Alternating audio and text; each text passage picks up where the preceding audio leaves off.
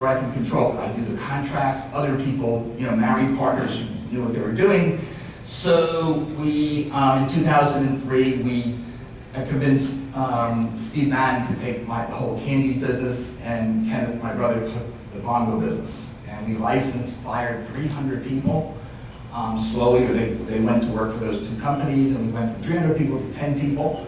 We went from doing 180 million in sales to getting a royalty on that. So the model was, we were losing $5 million, doing about $200 million in sales, give it all to Kenneth Cole and Steve Madden, get a royalty guaranteed 6%. Therefore, I'd get 8 million, 10 million, cut my overhead from 35 million to 3 million, and I was guaranteed $6-7 million of profit. Took 2 years and it worked. Shockingly, it was painful. It was horrible. We closed 35 retail stores. It was just a painful experience as we ran out of money.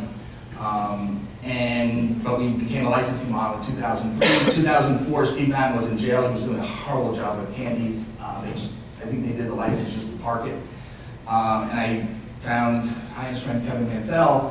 What if we do a deal where you take candies, and if you do a major apparel job, Steve will give us back the shoes because we'll figure it out, even though he was parked with it. So we signed this amazing deal with Kohl's, and they guaranteed us a lot of money to do candies, and they gave us a 5-year contract to do a real brand that was well known. We went there with research, and we sold them on candies.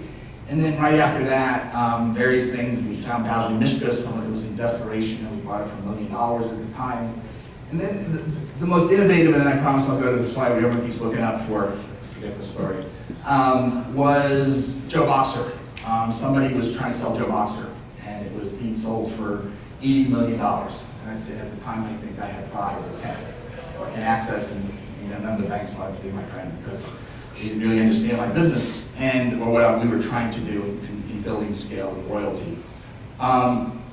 So we convinced, so Joe Boxer was being sold for 80.